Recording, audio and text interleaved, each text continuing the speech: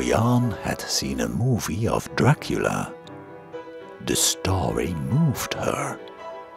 It gave her nightmares night after night.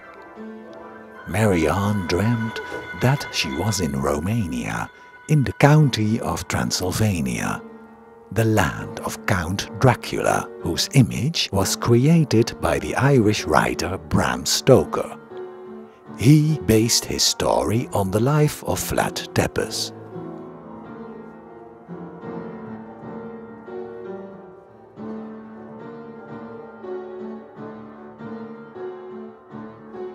In her dream, Marianne lost her way in the Carpathian Mountains. She followed a stream which led her to a small village. She wanted to ask somebody where she was, but there wasn't a living soul. Near the entrances of the houses and in holes in the walls, she found lots of garlic. She wondered what was the purpose of this. The houses were filled with an alliaceous smell.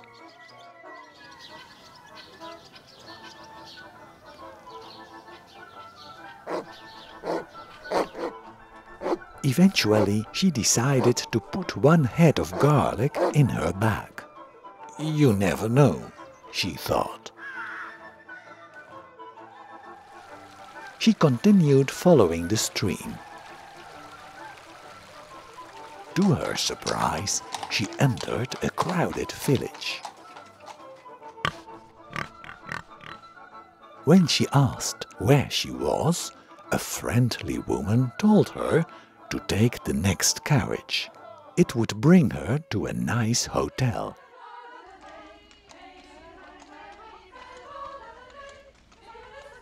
Marianne was the only passenger. The carriage drove through the valleys of the Carpathian Mountains.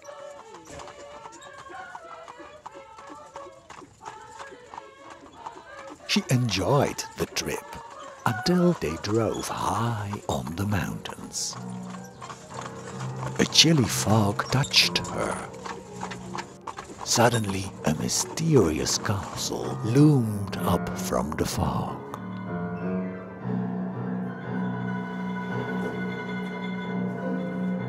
An invisible power forced her to enter the castle.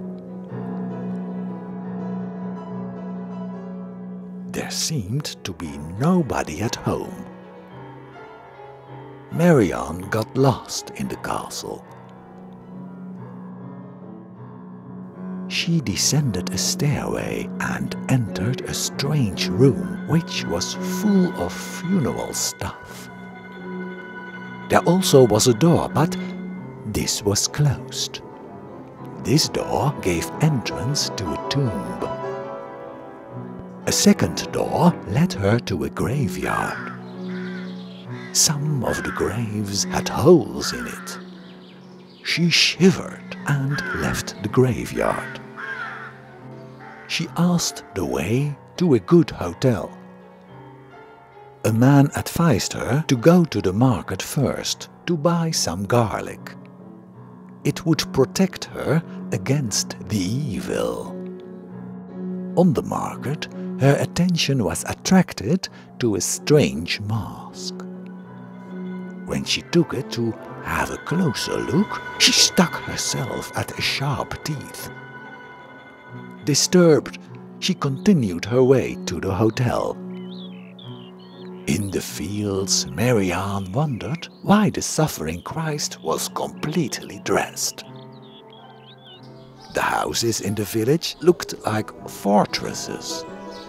But to prevent against what evil? The roofs seemed to watch her with big staring eyes. Many houses were decorated with a cross. Even the rain pipes were decorated this way. Marianne wondered what was the purpose of this strange habit. Did the people fear something bad? the town still had kept its medieval defensive walls and city gates.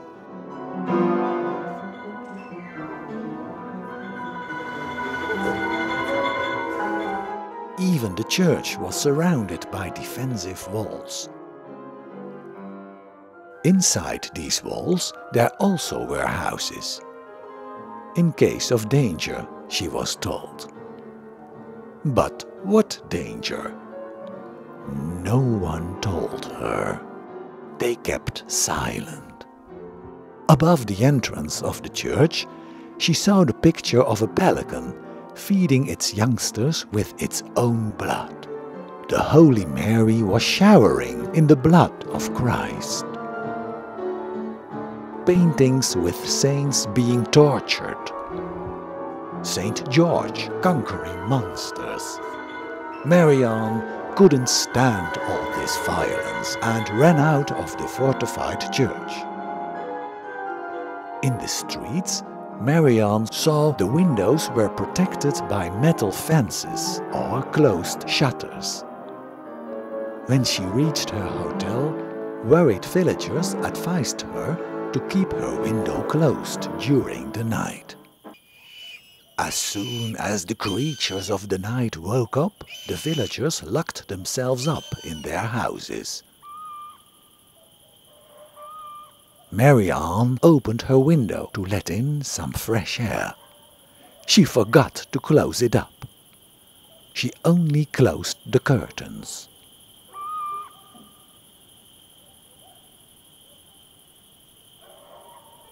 At midnight, evil spirits woke up and some graves opened.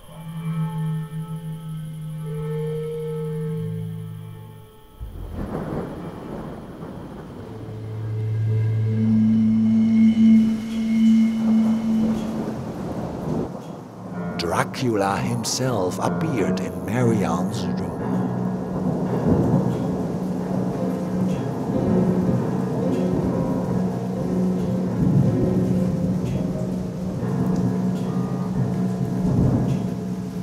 He hypnotized her with his staring eyes.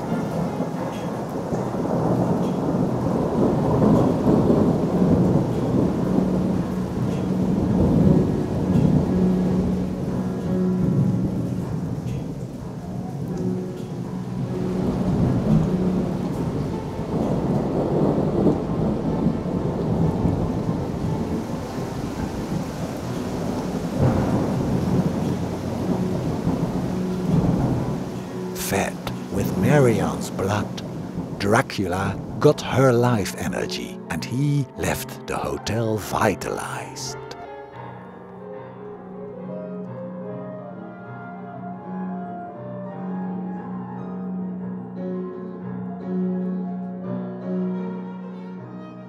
Marianne became one of his immortal slaves, all looking eagerly for blood to stay youthful and vital. Terrified, she woke up from her dream, but she had no bite marks in her neck. But in her handbag, she found garlic. The question whether the vampires really exist remained. To find an answer, she booked a trip to Romania. Her trip brought her to the lovely country Transylvania. Marianne discovered that the crosses on the houses were a mark of the people that lived in it. It's their way to express their religion. It had nothing to do with keeping the evil outside. There were friendly people everywhere, and lots of colorful Roma, the gypsies. Romania is rich in history. In medieval times, churches were fortified. In case of attacks, the people could hide in the fortresses. The inhabitants and the valuable church treasures were protected against the Hungarian and Turkish invaders. Sometimes there were even 3 walls to keep the enemy out. In those times, lots of people were illiterate. That's why the biblical scenes are painted on the walls. So the people could learn about the biblical stories and lives of the saints.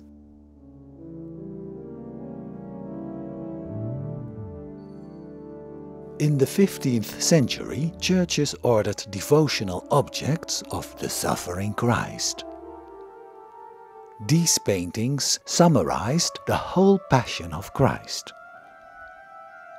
In those times, people wanted to experience a mystical life individually to accompany their personal meditation. In the churches, there were many paintings of St. George. His day is the 23rd of April. On that day, dark forces rule the world. Bram Stoker's inspiration originated in this belief.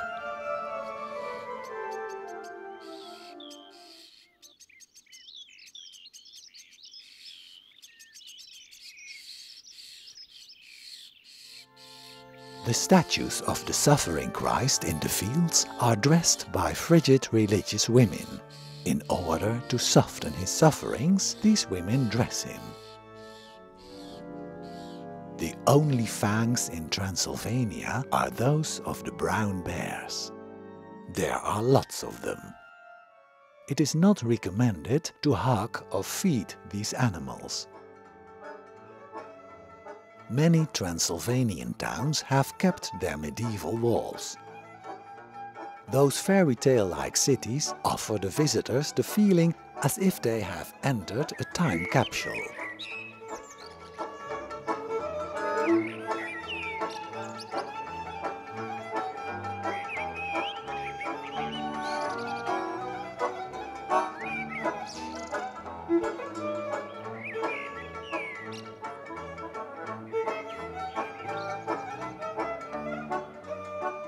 Many houses are decorated with dormer windows which resemble human eyes. In summer, when the temperature is high, most of the shutters are closed.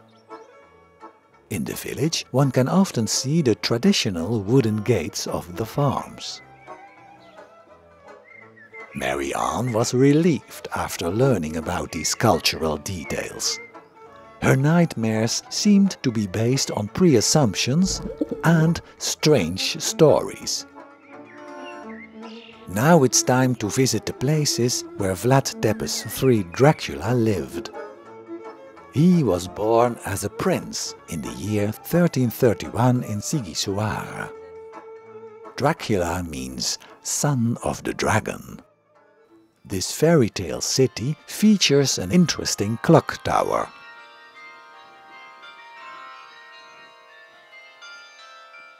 And surprisingly beautiful streets. According to ancient documents, Vlad was born in this yellow house, which is now a popular restaurant and museum. When Vlad was 13 years old, he was kidnapped by the Turks. In Erigos in Turkey, they taught the boy how to torture people. When he was 17 years old, his father and one of his brothers were murdered. Then he was released.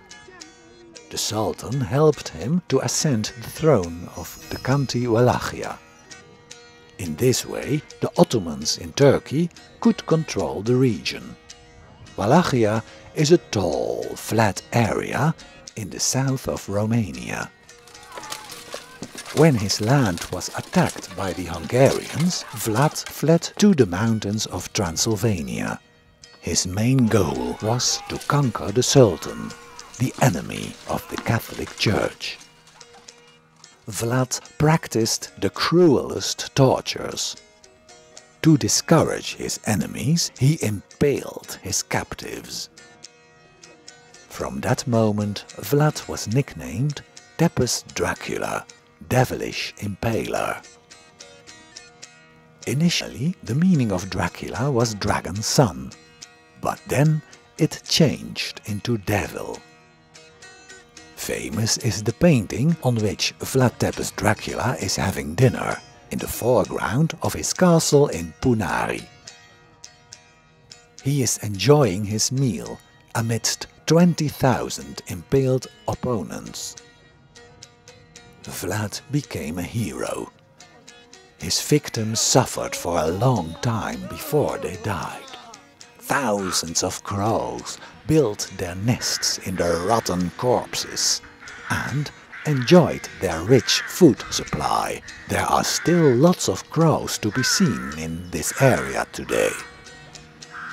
Marianne shivered by seeing them, realizing that she was looking at the offspring of the cruel devourers of the past. Vlad Tepes' Dracula tortured his victims in all possible manners.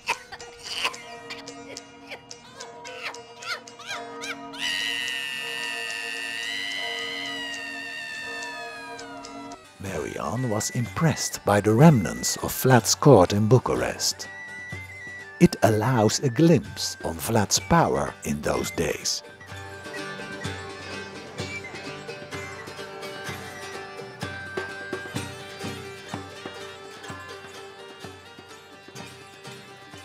Brasov, the city in which the young prince Vlad Tepes III Dracula also had a residence, is still characterized by an historic charm. Marianne also visited the fortified church of Mediaș.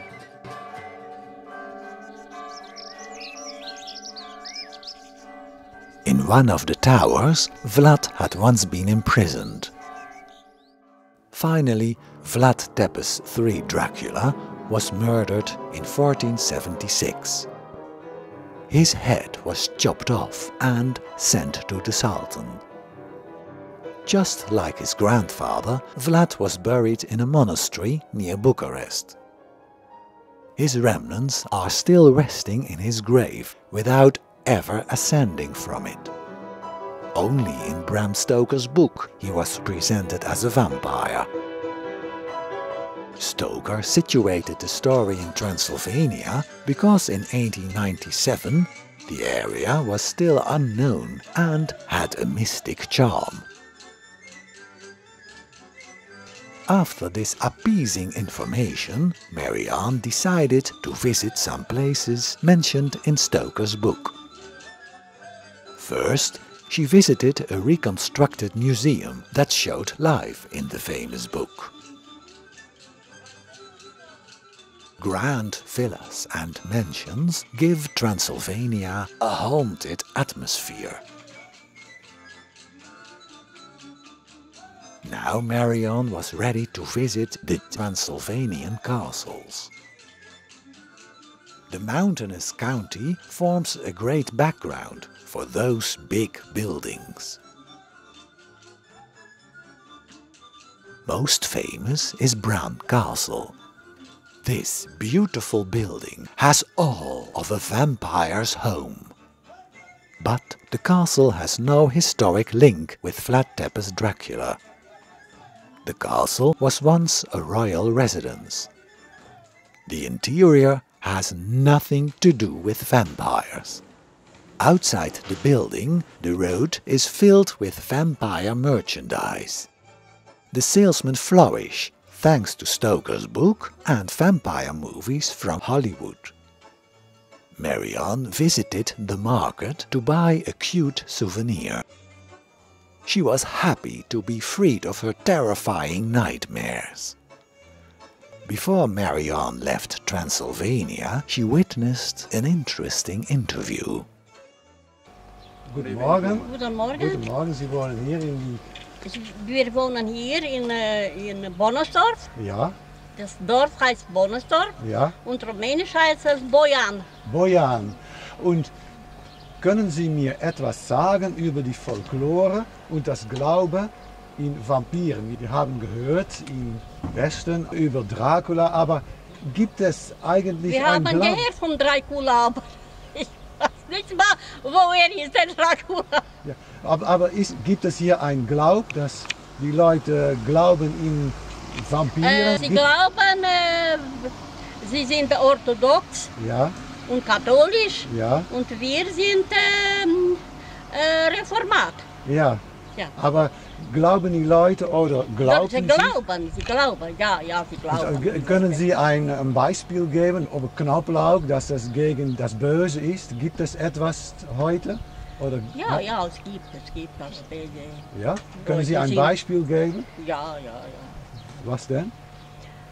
Es sind für Leute, dass sie nicht glauben. Mhm. No. Aber die mehrere glauben. Ja. Ja. Aber nicht in Vampire oder Untöten oder was in die Filme gebraucht wird. Ich weiß nicht, Ja. was ich soll sagen. Now she was again in doubt. Do the vampires exist? Or do they not?